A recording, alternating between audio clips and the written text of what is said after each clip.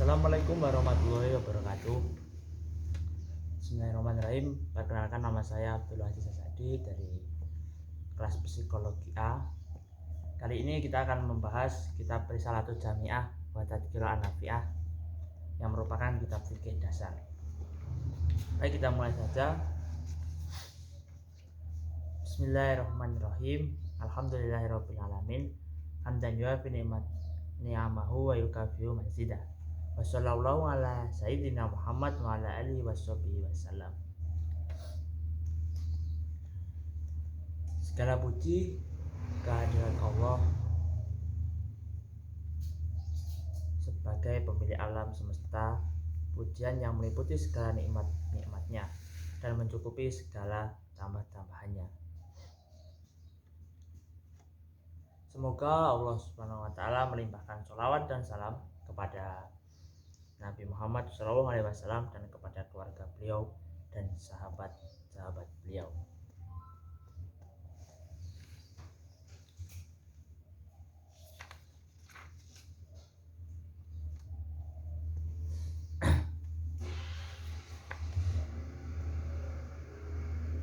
Qala Rasulullah sallallahu alaihi wasallam,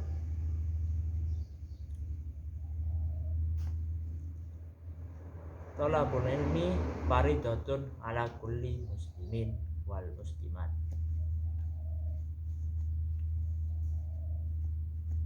Wa qala sallallahu alaihi wasallam,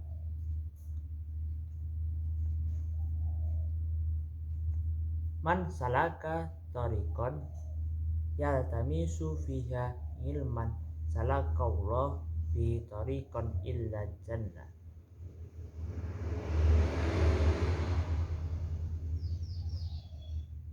Rasulullah bersabda, menuntut ilmu wajib bagi setiap muslim dan muslimat.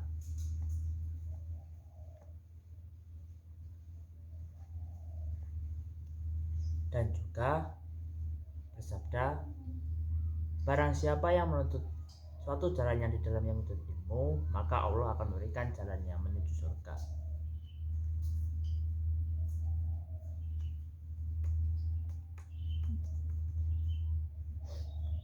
Sehingga dalam Islam menuntut ilmu adalah sesuatu yang sangat diwajibkan. Karena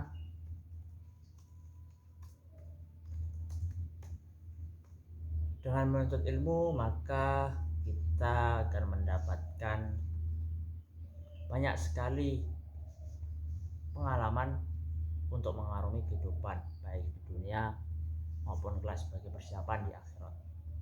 Nah, keuntungan menuntut ilmu menurut Islam, agama Islam mewajibkan umatnya untuk menuntut ilmu dan tidak terikat oleh waktu, tempat, bahkan usia. Hal ini menunjukkan bahwa kedudukan ilmu dalam Islam begitu mulia. Ini juga mendapat perhatian dari Rasulullah karena menuntut ilmu itu sangat diwajibkan. Oleh karena itu ada keutamaan bagi orang yang menuntut ilmu dan yang mengerjakannya, karena hal tersebut merupakan amalan yang mulia, amalan yang sangat disukai oleh Allah. Tentu juga di dalamnya terkandung adab dalam menuntut ilmu yang harus dijaga agar ilmu yang didapat menjadi berkah dan bermanfaat untuk diri sendiri dan juga untuk orang lain.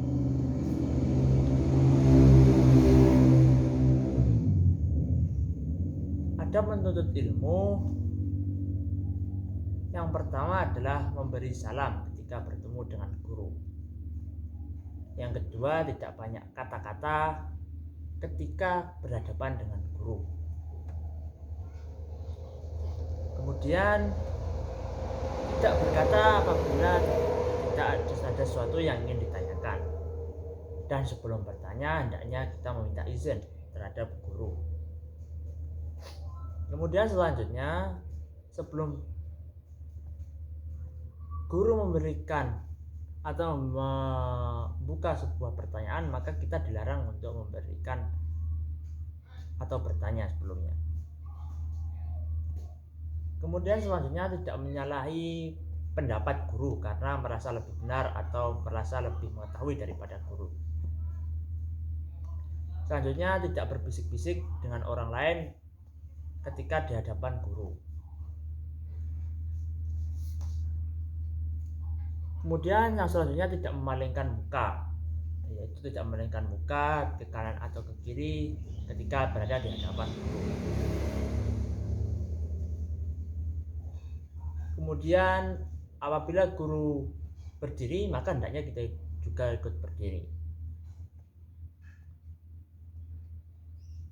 Yang selanjutnya yaitu kita harus ikhlas dalam menuntut ilmu. Selanjutnya kita tidak boleh menuntut ilmu untuk mencari keuntungan dunia seperti mendapatkan jabatan, gaji, dan lain sebagainya. Karena Rasulullah bersabda, barang siapa yang menuntut suatu ilmu seharusnya karena Allah dan dia tidak menuntutnya kecuali untuk mendapatkan tujuan dunia, maka ia tidak dapat mencium bau surga. Selanjutnya ketika menuntut ilmu kita harus bersungguh-sungguh dan tidak bermalas-malasan. Karena ilmu adalah sesuatu yang tidak akan memberikanmu separuh dari dirinya sampai engkau memberikannya dirimu untuk seluruhnya.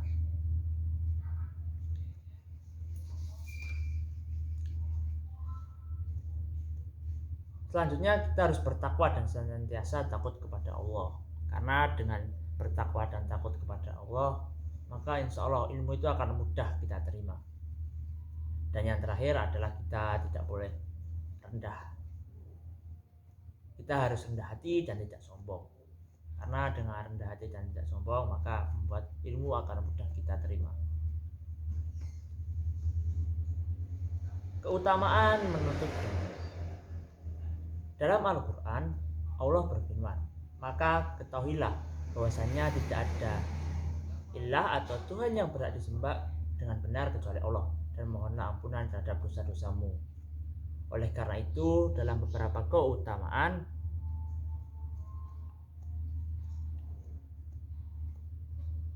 menuntut ilmu bagi orang-orang yang bersungguh-sungguh dalam mengerjakannya, karena memiliki keutamaan yang amat besar dan mulia. Di antaranya adalah sebagai berikut. Yang pertama, ilmu adalah warisan para nabi. Rasulullah bersabda, dan sesungguhnya para nabi tidak pernah mewariskan uang emas dan tidak pula uang perak, akan tetapi mereka telah mewarisi ilmu. Barang siapa yang mengambil warisan tersebut, maka sungguh ia telah mengambil bagian yang banyak. Ini menunjukkan bahwasannya keutamaan menuntut ilmu lebih tinggi daripada uang emas yang bersifat materi. Sebab saat seorang memiliki ilmu dan mengajarkannya, maka hal tersebut menjadi suatu amal jariah yang terus mengalir sampai kapanpun. Bahkan sampai orang itu meninggal dunia, maka ilmu itu masih mengalir atau amal itu masih mengalir. Kemudian yang kedua, keutamaan menuntut ilmu adalah suatu jalan menuju surga. Surga adalah idaman bagi setiap muslim. Bahkan ia menjadi janji dari Allah dan banyak amal soleh yang dilakukan oleh umat Islam. Oleh karena itu, saat Allah menjadikan ilmu sebagai jalan untuk menuju surga, maka ini menunjukkan betapa besarnya keutamaan menuntut ilmu. Kemudian yang ketiga, yakni keutamaan menuntut ilmu adalah Allah akan meninggikan derajat orang yang menuntut ilmu. Hal ini sesuai dalam firman Allah yang artinya Allah akan mengangkat orang-orang beriman di antara kalian dan orang-orang yang diberikan ilmu beberapa derajat. Sehingga ayat ini dapat ditafsirkan maka bahwasanya Allah akan mengangkat derajat orang-orang yang beriman dari orang-orang yang tidak beriman, dan mengangkat derajat orang-orang yang berilmu dan beriman daripada orang-orang yang hanya beriman. Maka barang siapa yang memadukan antara ilmu dan ilmu, maka Allah akan mengangkatnya derajatnya karena ilmunya. Kemudian keutamaan menuntut ilmu yang keempat yaitu Allah akan memberikan kebaikan. Menjadi keutamaan menuntut ilmu karena dalam suatu riwayat hadis, barang siapa yang Allah kehendaki baginya kebaikan, maka Allah akan menjadikan paham akan agamanya. Makna dari hadis ini yaitu bahwasannya orang yang tidak memahami agamanya berarti orang itu termasuk orang yang tidak dikehendaki kebaikan oleh Allah. Dan kami mohon perlindungan kepada Allah dari hal yang seperti itu.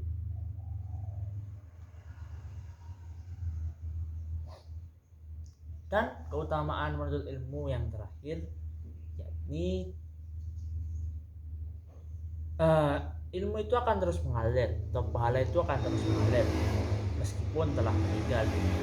Rasulullah bersabda, apabila anak cucu Adam meninggal dunia, maka terputuslah amalnya, kecuali yang pertama sedekah jariyah, yang kedua ilmu yang bermanfaat, dan yang ketiga adalah anak soleh yang senantiasa mendoakan. Nah, hal ini akan didapati bagi orang-orang yang bersungguh-sungguh dalam menuntut ilmu. Sebab ilmu bukan hanya bermanfaat untuk dirinya, tetapi juga bermanfaat bagi orang lain.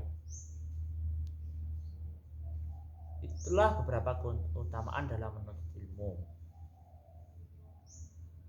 Maka sudah menjadi kewajiban bagi kita umat Islam untuk menuntut ilmu setinggi dan sebanyak mungkin. Karena dengan menuntut ilmu maka kita selain kita mendapatkan banyak manfaat, maka kita juga mendapatkan banyak sekali kemudahan baik di dunia dan di akhirat kelak. Selain itu juga membantu banyak orang untuk dapat berbagi dengan apa yang kita miliki, yaitu berupa ilmu itu tadi.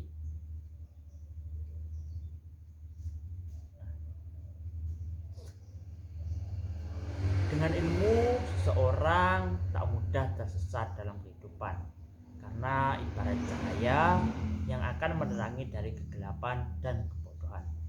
Orang yang berilmu juga lebih mungkin menggapai cita-cita dan keinginannya dan harapannya. Menuntut ilmu harus selalu dilakukan sepanjang waktu. Walau tidak melalui bangku sekolah, menuntut ilmu dapat dilakukan di mana saja. Pada zaman modern seperti ini, melihat internet, YouTube, dan lain sebagainya merupakan cara yang dapat kita lakukan untuk menuntut ilmu. Sehingga tidak ada lagi alasan untuk tidak belajar pada zaman sekarang ini, karena menuntut ilmu sangatlah mudah. Bahkan kita tidak perlu kemana-mana untuk menuntut ilmu, cukup membuka gadget kita dan mencari ilmu apa yang ingin kita pelajari.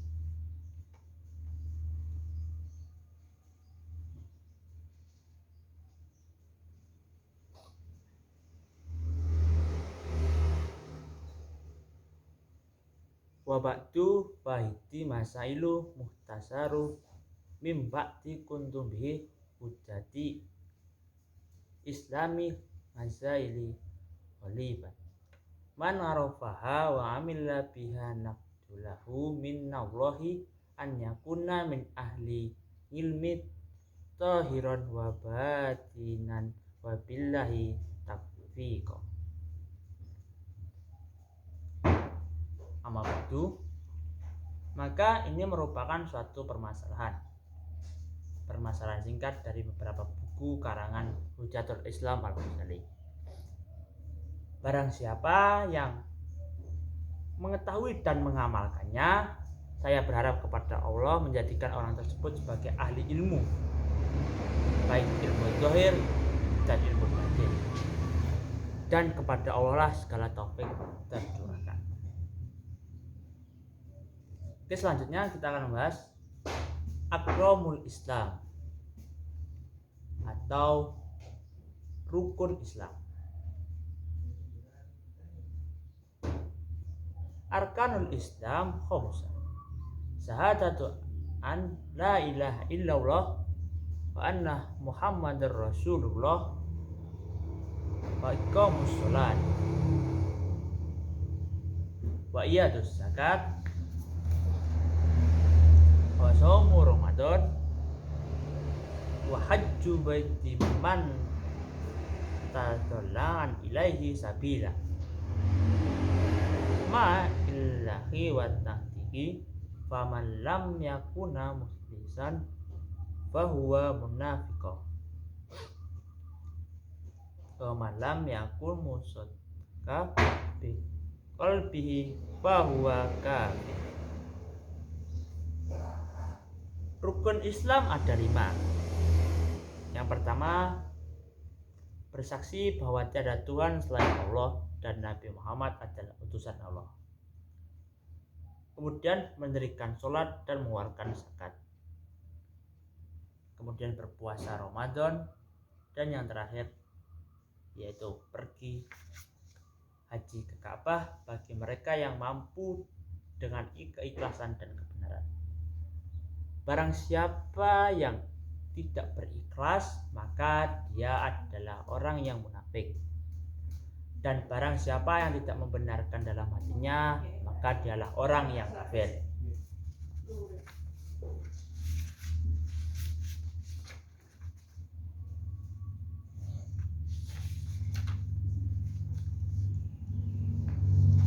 Rukun Islam adalah 5 tindakan dasar dalam agama Islam. Dianggap sebagai pondasi wajib bagi orang-orang yang beriman dan merupakan dasar dari kehidupan muslim. Rukun Islam terdiri dari 5 perkara, yaitu syahadat, menyatakan tiada Tuhan selain Allah dan Muhammad itu utusan Allah. Yang kedua, sholat. Mendirikan sholat wajib 5 waktu sehari bagi setiap muslim. Yang ketiga yaitu zakat, yaitu memberikan sebagian harta kepada fakir miskin atau golongan yang berhak menerimanya. Yang keempat, saum atau puasa, yaitu berpuasa dan mengendalikan diri selama bulan Ramadan. Dan yang terakhir yaitu haji, yaitu beribadah dengan pergi ke Mekah setidaknya sekali seumur hidup bagi mereka yang mampu.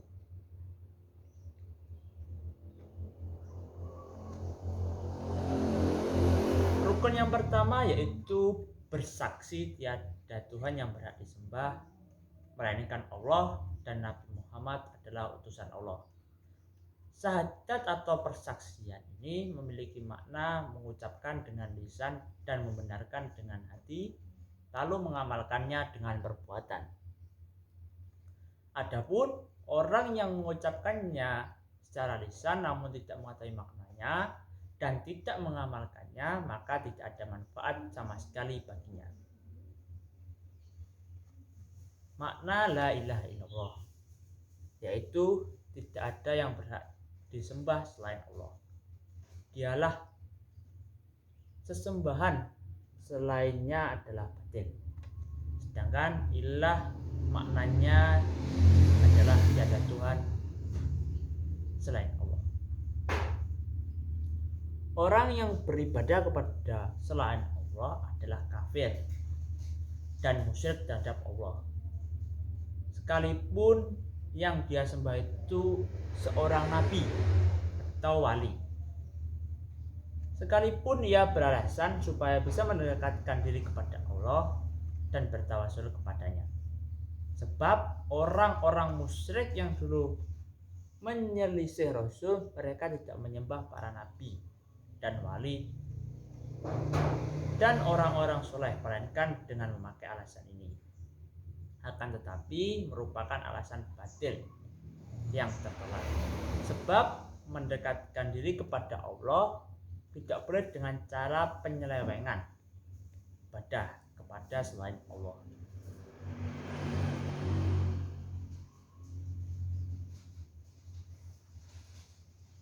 Ibadah beraneka ragam.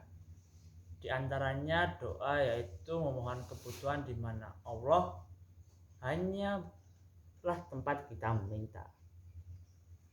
Yang mampu menurunkan hujan, yang mampu menyembuhkan orang sakit, yang mampu menghilangkan kesusahan, dan lain sebagainya. Seperti pula memohon surga dan selamat dari neraka, memohon keturunan, rezeki, dan lain sebagainya. Semua itu tidak boleh dimohonkan kecuali kepada Allah. Siapa yang memohon hal itu kepada makhluk, baik masih hidup atau sudah mati, maka termasuklah orang tersebut penghuni neraka.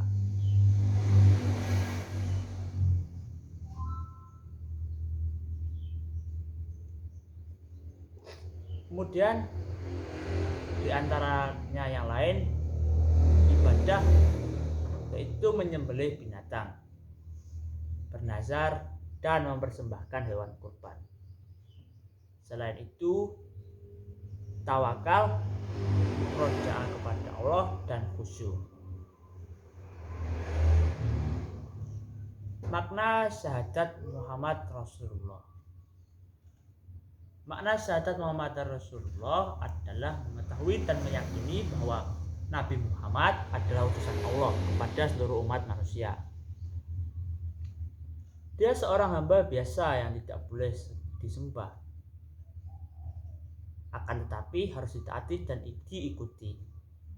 Siapa yang menaatinya maka kelak akan masuk surga. Siapa yang mendurhakainya maka kelak ia akan masuk neraka. Selain itu, Anda juga mengetahui dan meyakini bahwa sumber syariat merupakan hal yang melalui beliau atau Rasulullah.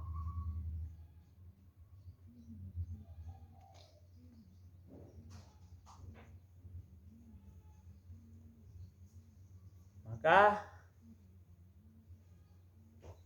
seorang muslim tidak boleh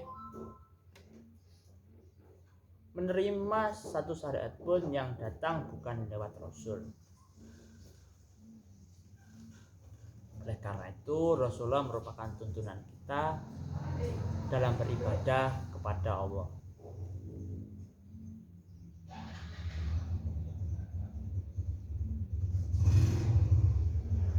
Sholat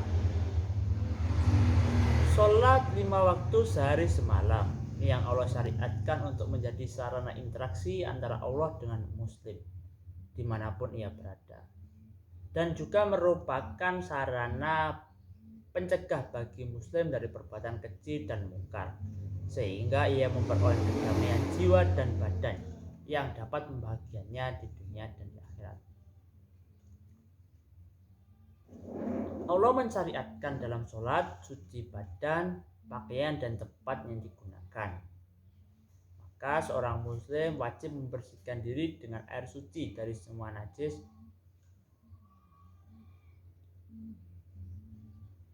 seperti air kecil, air besar, dan lain sebagainya.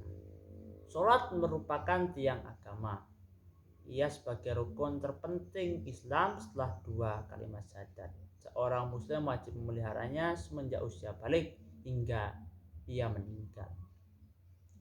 Sholat wajib bagi setiap muslim dalam kondisi apapun, hingga pada kondisi sakit ia tetap diwajibkan untuk sholat.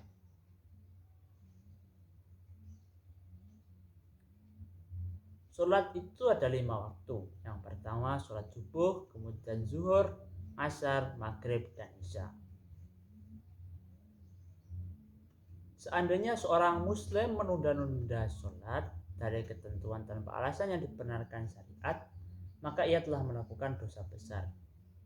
Maka harus bertaubat dan tidak mengulanginya lagi.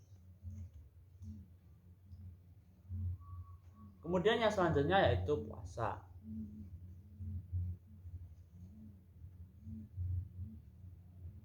Sifat puasa yaitu seorang muslim berniat puasa dalam waktu subuh, kemudian menahan diri dari makan, minum, jima hingga terbenamnya matahari, kemudian ia berbuka. Ia mengerjakan hal ini dalam waktu seharian. Dalam puasa terdapat berbagai manfaat yang tak terhingga. Di antaranya yang pertama, merupakan ibadah kepada Allah dan menjalankan perintahnya. Sehingga ketika seorang meninggalkan syahwatnya, makan dan minum demi Allah, hal itu adalah sarana terbesar untuk mencapai takwa kepada Allah. Dan yang kedua, ada pun manfaat puasa dari sudut kesehatan, ekonomi dan sosial amatlah banyak. Tidak ada yang dapat mengetahuinya selain mereka yang berpuasa, karena atas dasar dorongan akidah dan iman. Yang keempat yaitu zakat. Allah telah memerintahkan setiap muslim yang memiliki harta mencapai nisab untuk mengeluarkan zakat setiap tahun.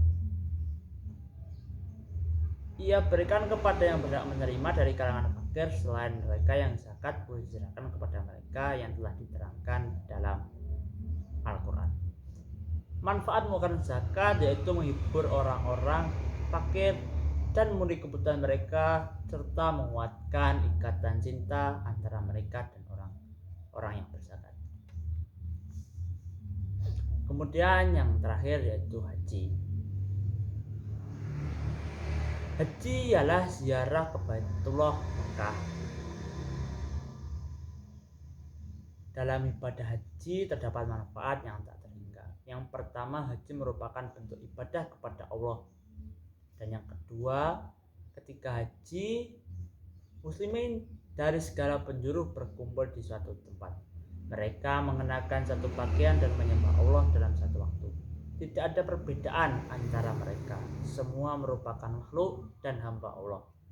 Sehingga kaum muslimin dapat saling kenal, saling tolong-menolong, sehingga mereka sama-sama ingat ketika hari kebangkitan mereka semua mengadakan persiapan untuk menghadapi hari tersebut.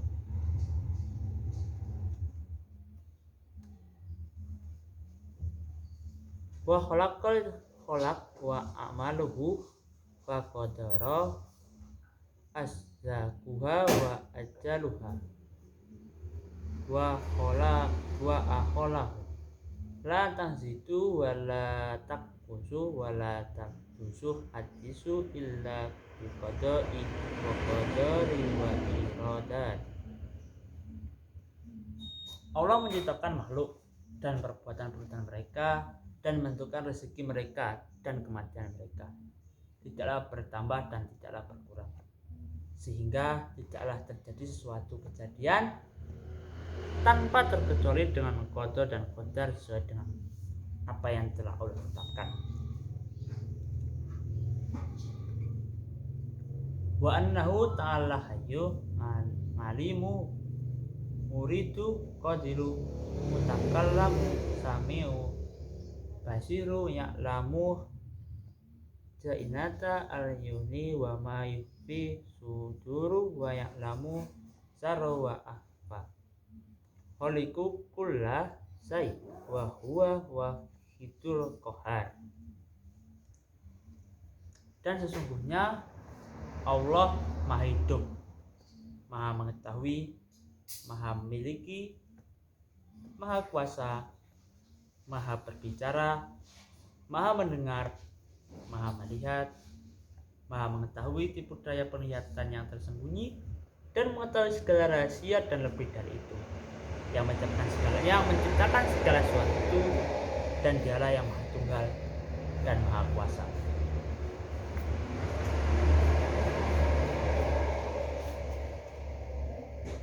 Wa annahu ta'ala ba'asa sayyidina Muhammad abdu wa rasuluhu illa jami'i khalqi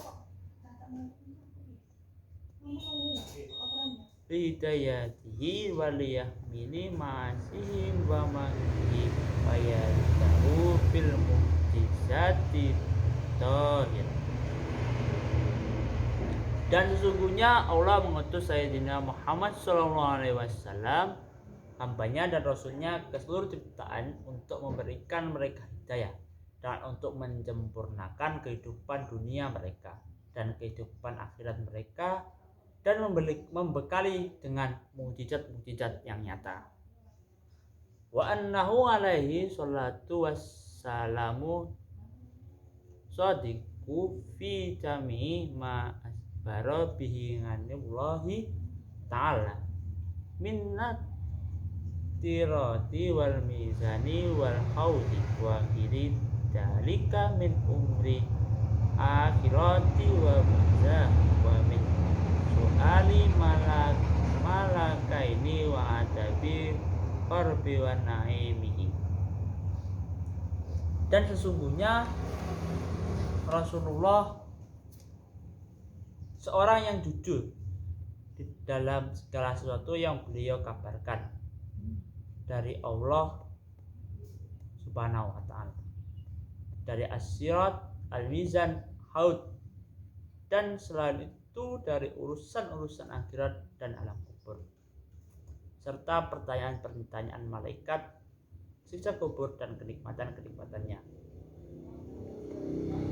Wa anna Qur'ana wa jami'a kutubillahi munazzalata haqqa wa malaikat haqqa wa jannata haqqa wa nara haqqa wa jami'a ma ja'anna bihi sayyiduna Muhammadu sallallahu alaihi wasallam haqqa. Dan sesungguhnya Al-Quran dan seluruh kitab suci yang diturunkan Allah itu benar, dan bahwa para malaikat itu benar adanya, dan surga itu adalah segala sesuatu yang datang dari Rasulullah, itu adalah sesuatu yang dibenarkan.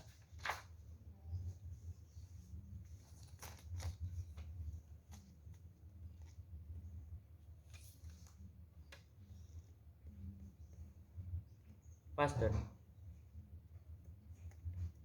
urudu siatun awalu niat sani maslu wujuh wahadu min membati sarru rasul illa mutaha lahdi wa naruhum warda minal uduni illa uduni salisu maslu yabdi illa mulifati rasjib masayini min basri rasul amatri komisu maslu ridali makabaini sadisu tadilu alahadi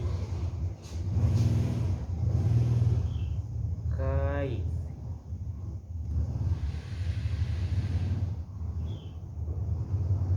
Fardu wudu ada 6. Yang pertama niat, kemudian membasuh wajah dan batasan wajah tersebut panjangnya dari tempat tumbuh rambut sampai ke ujung dagu dan lebarnya dari telinga ke telinga. Membasuh kedua tangan sampai ke siku, mengusap sesuatu dari kulit kepala atau rambut di dalam batas kepala tersebut, membasuh kedua kaki sampai mata kaki, dan tertib.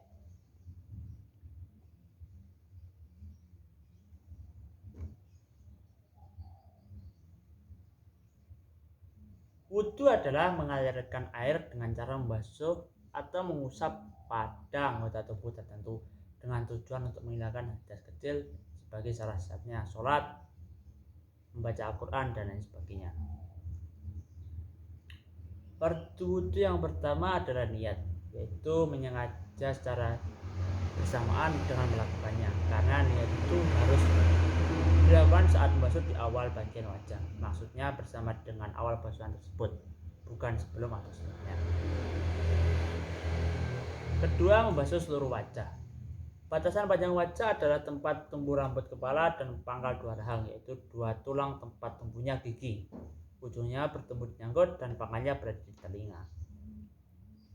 Yang ketiga yaitu membasuh kedua tangan hingga siku. Jika seorang tidak memiliki kedua siku, maka yang dipertimbangkan adalah perkiraannya saja, dan wajib membasuh perkara-perkara yang berada di kedua tangan. Yang keempat adalah mengusap sebagian kepala atau sebagian rambut yang masih berada di batasan kepala. Yang kelima adalah membasuh kedua kaki hingga kedua mata kaki. Dan yang keenam adalah tertib di dalam pelaksanaannya wudhu dengan cara yang dicontohkan oleh Rasulullah.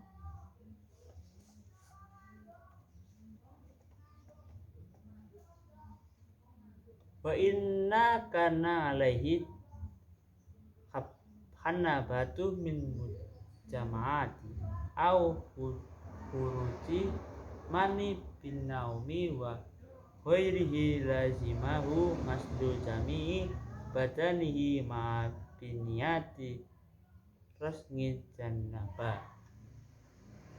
Jika orang tersebut memiliki junub dari persetubuhan atau keluar mani ketika tidur dan lainnya, maka ia diwajibkan untuk membasuh seluruh badannya dengan niat mengangkat junub.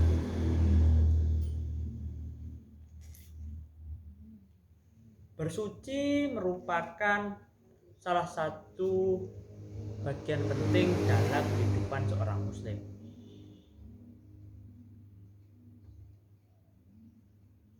Salah satunya yaitu mandi besar. Tujuan dari mandi besar untuk menghilangkan hadas besar yang ada pada tubuh kita. Jika seorang muslim tidak melakukan mandi besar, maka dapat menghalangi dirinya untuk melakukan beberapa ibadah kepada Allah. Mandi besar tidak hanya dilakukan oleh laki-laki saja, perempuan pun juga perlu melakukannya ketika mengalami hadas besar.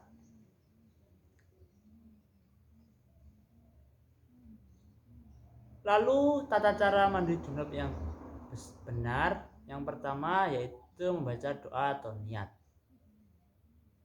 Dan yang kedua, cuci tangan sampai bersih. Kemudian membersihkan bagian tubuh yang dianggap kotor dan tersembunyi menggunakan tangan kiri. Kemudian mengulangi mencuci kedua tangan, kemudian berwudu, kemudian menyerap pangkal rambut dengan jari-jari, kemudian membasuh kepala dan mengguyurkan dengan air. Setelah itu membasahi tubuh secara merata dengan mengguyur dari ujung rambut hingga ujung kaki. Pastikan semua area tubuh telah terbasuh dengan air.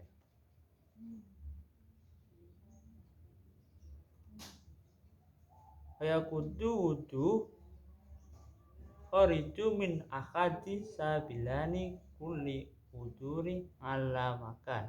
Ayakudu wudu'a zawalu akli bin naumi au ghairihi illa nauma mukani man adatuhu minal ardi wa yaqduru wudu'a maskulibu wa turiu adamihi minhu uminu khairi bimadahil kafri wa bukuri asobi kabiron karena au sahiron walau waladuhu ma yata wa yakudu wudu'a i takumu bisarayati rajuli wamro'ati kabironi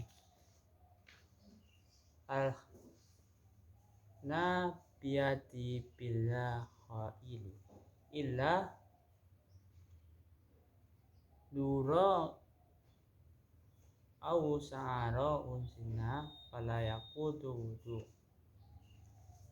Dan hal yang membatalkan wudu yaitu keluarnya sesuatu dari kemaluan, baik dubur ataupun kubur, dan segala bentuk yang membatalkan wudu. Juga adalah hilangnya akal dengan tidur atau lainnya kecuali tidur dengan duduk posisi bodoh. Menyentuh kubur atau dubur, manusia memilikinya atau memiliki orang lain dengan telapak tangan atau telapak jari kaki. Seorang dewasa ataupun kanak-anak, walaupun seorang mayat, dapat membatalkan wudu apabila bersentuhannya. Kulit laki-laki dan perempuan bukan memenuhi penghalang kecuali ada rambutnya tidak membatalkan wudu.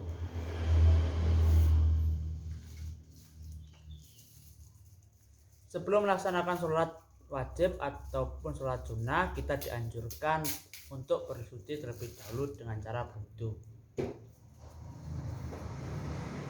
Wudu sendiri merupakan bersuci dari kotoran atau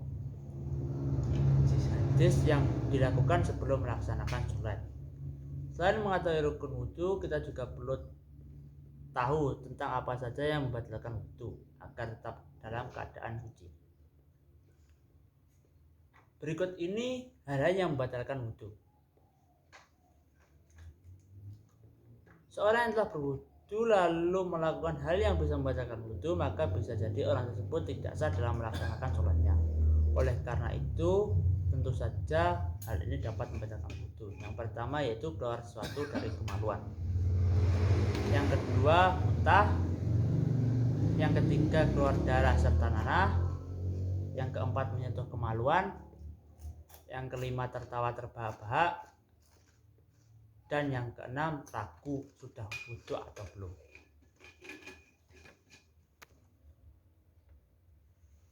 Wa yuradu li sihhati sholat marafiku duhuli wa kiti bi qadati au hati au ghalaibati toni fa ini sholat ma'asad kalam yasiha sholatuhu wa yustaru mahrifatu kiblat wa yahisu syarru hanzati bisati tahiri mubah wa yajibu rasuna jasati minna saubi wa badani wa makani wa yajibu ala qadiri ayusallu farda qaimah. Dan syarat untuk sahnya sholat yang pertama adalah masuknya waktu sholat. Yang kedua,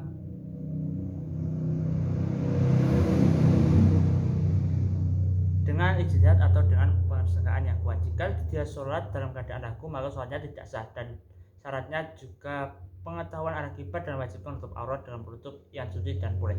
Dan diwajibkan membersihkan najis dari baju dan badan dan tempat sholat. Dan diwajibkan bagi orang yang mampu sholat fardu dalam keadaan berdiri.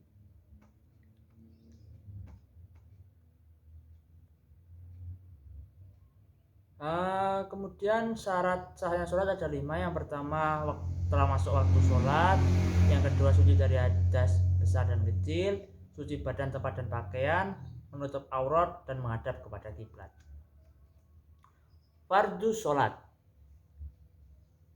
niat wa takbiratul ihram ma'a niat wa qiraatul fatihah bil basmalah wa tasdidati ab'a asyara wa ihrami wa taimin minat ta'ami wa laisa fi fatihah tamu sumarakamu wa yahduzu ayahdiya bihasu tamalu hatta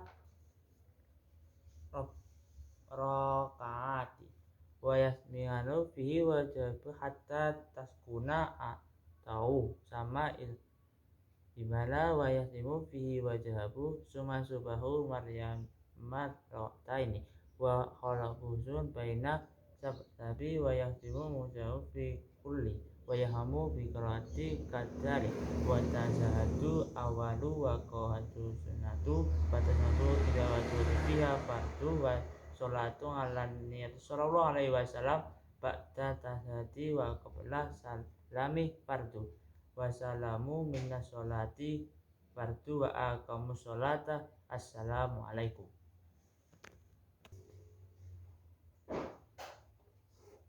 Niat takbiratul ihram dengan niat membaca surat al-fatihah dengan bismillah dan 14 tasdid-tasdidnya dan mengeluarkan huruf ke dari huruf kho karena tidak ada di dalam surat al-fatihah huruf zo. Kemudian ruku dan diwajibkan untuk membungkuk sampai kedua telapak tangannya dapat mencapai kedua lututnya, dan diwajibkan untuk tenang dalam keadaan tersebut sampai tidak ada gerakan dalam anggota tubuhnya. Kemudian i'tidal dan diwajibkan untuk tenang dalam keadaan tersebut. Kemudian sujud 2 kali dan duduk di antara 2 sujud dan diwajibkan untuk tenang dalam keadaan tersebut. Kemudian melakukan hal yang tersebut dalam rakaat berikutnya. Adapun tasyahud awal dan dudukannya adalah sunnah dan tasyahud akhir dalam dudukannya adalah wajib. Adapun shalawat kepada Nabi setelah tasyahud dan sebelumnya adalah wajib. dan salam adalah wajib, dan paling sedikit salam itu adalah assalamualaikum. Sholat merupakan tiang agama dalam rukun Islam yang kedua setelah sholat. Sholat dibagi menjadi dua, yaitu sholat wajib dan sholat fardu. Sholat fardu ada 5 kali dalam sehari, sementara sholat sunat dianjurkan untuk dikerjakan. Dalam ajaran Islam, sholat sunat terbagi dalam beberapa macam, mulai dari sholat duha, tahajud, dan lain sebagainya. Untuk mendirikan sholat, tata cara yang diperhatikan agar sahnya sholat tersebut. Wa akumu tasyahud wal akhirah. At-tahiyatu lillah. Assalamu ayuhan nabi wa rahmatullahi wa barakatuh. Assalamu alaina wa ala ibadillah sholihin. Asyhadu an la ilaha illallah wa anna muhammadar abduhu wa rasuluh. Dan paling sedikit selawatnya kepada Nabi Muhammad, yaitu Allahumma sholli ala sayyidina Muhammad. Dan selayaknya untuk mengerjakan sunnah-sunnah sholat itu sangat banyak, dan juga untuk memperhatikan tentang ikhlas, yaitu mengerjakan perbuatan semata karena Allah. Dan selayaknya pula dengan rasa khudu, yaitu mengerjakan perbuatan yang dikatakan dan didengarkan, dan khusyuk yaitu tenang dalam mengerjakan.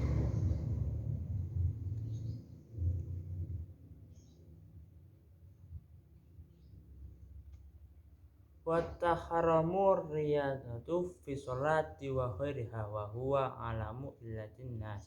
Dan jarang riya di dalam sholat serta di luarnya, yaitu mengerjakan perbuatan untuk orang-orang lain.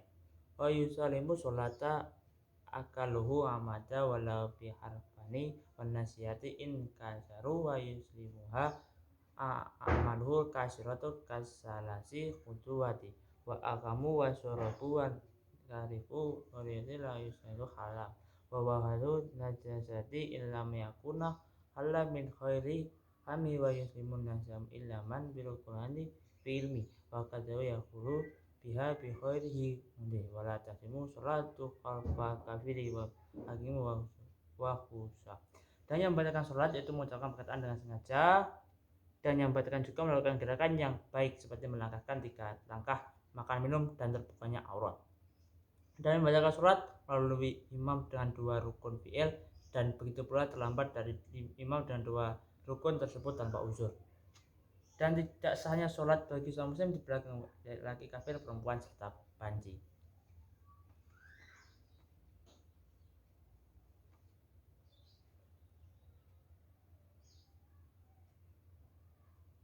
Nah, dalam menjalankan ibadah sholat, selain tidak hanya mengetahui rukun-rukunnya, juga kita harus mengetahui apa-apa saja yang membatalkannya.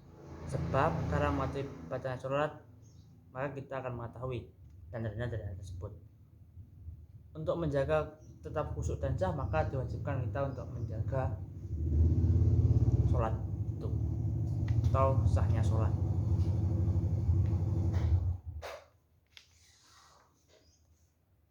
Wa jum'atu fardu ini ala kulli muslimin dagari haqqa hati bilagri hasirini kamarnya wa ada.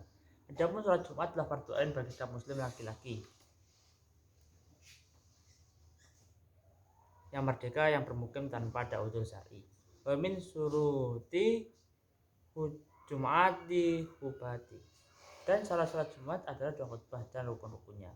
Salat Jumat merupakan salah satu ibadah yang dilakukan oleh setiap Jumat. Salat Jumat bersifat wajib bagi laki-laki dan tidak memiliki uzur. Salat Jumat dilakukan secara berjamaah. Salat Jumat dijadikan sebagai pengganti salat zuhur. Bagi yang melaksanakannya merupakan ibadah.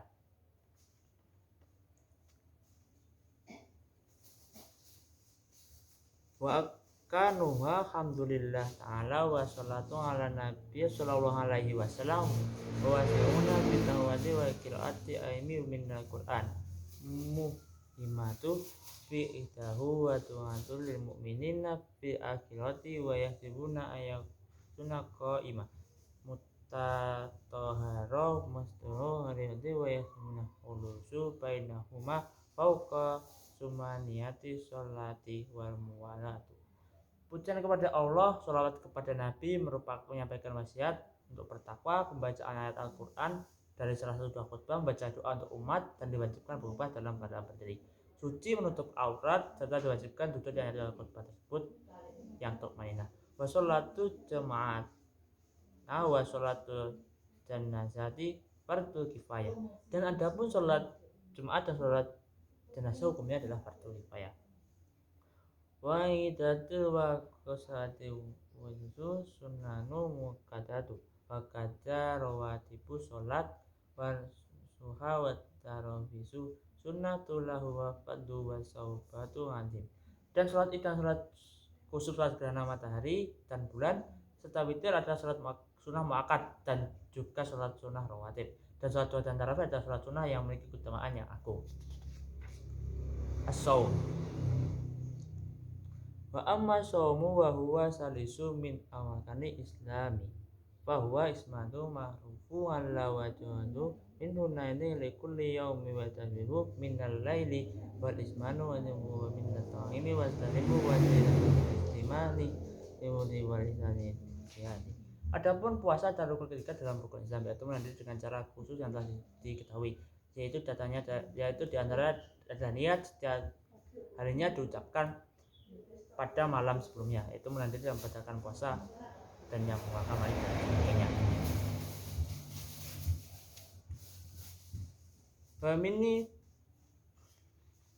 Wa mini tama'i soti kafu khawdi amma yakunu Allah ta'alamu minna asami yasmihuna bitawiha hadis asu yahwanuna ta'imah akadmu wahidatu wa namimatu wa yaminu katibu wa nasu bisawati. Adapun kesembuhan puasa satu bagian anggotanya disebutkan dalam bab setelahnya. Dan apa yang disebutkan Allah dari membatalkan puasa yang berbohong, gibah, mengunci, namimah, sumpah palsu, memandang dengan sahabat. Pemin tamami saumi tahamuna lagi wajib islami asari minnal ahdi wa yasibuna islami minnal ta'ami insani ya fatimatu bisari wallahu a'lamu wa bisati wa fatim. Dan dari kesempurnaan puasa penyelesaian berbuka dengan yang halal dan tidak berlebihan dan yang berbanyak puasa, terutama dalam hal-hal yang memiliki keutamaan di dalam syariat. Az-zakat, zakat wa amma zakata wa hiya rabi'u arkami insani wa jama'a muslimi mafratu walikum wa fiha wa hiya na'amu wa na'amu wa taharatuna wa rakanu wa ma'iduna wa musarmuna wa hiya wabuda wa samaru. Adapun zakat adalah rukun keempat dalam rukun Islam, maka setiap muslim untuk memiliki pengetahuan mengenai macam-macam harta yang digunakan untuk zakat, yaitu hewan ternak, emas, perak, perdagangan, barang temuan, barang tambang, barang pokok atau biji-bijian dan buah. Fala zakata fiha sawinami saimati wa yusamuna awalu laha wa kadzalika yastaruna linuquti wa ta'sari wa yastaruna fi hadhil awai ismatu aidan wa wajidu nakihi wa ta'kharaju wa ruwasi wa wajibu hudubi wa samari liyati sukiyati bimati musri wa bihari wa tidak masuk. Maka tidak ada zakat atas hewan termasuk hewan gembala. Hal ini disyariatkan bagi hewan tersebut dimilikinya selama 1 tahun. Begitu juga bagi emas, perak dan hasil perdagangan lainnya. Anisab atau batas zakat yaitu 2,5%, pada biji-bijian sistem irigasi sebanyak 5% dan tanpa sistem irigasi yaitu 10%. Zakat fitrah. Wa zakatul fitrah wajibatun ala kulli muslimin idza fadana wudu ma yaqutu yauma idi wa lailatu arba'ana amin nabi sallallahu alaihi wasallam wa yajibuna yati fil jamaah. Zakat fitrah telah wajib bagi setiap muslim jika memiliki kelebihan dalam bahan makanan bagi dirinya. Yang wajib mengeluarkan 4 mud atau 3,5 liter. Wala takuzu an yasifa zakat wa fitat illa khusri muslimina mutrimina bisadi samania kalau fariki wa miskina wa kufiya ghairi minha wa la yasmuna wa la maula lahum wa yasibuna illa tazminu mujadibuna minhu. Tidak boleh menyalurkan zakat fitrah kecuali kepada 8 golongan, yaitu fakir, orang miskin, keturunan-keturunan yang diberikan meliputi dari 8 kelompok.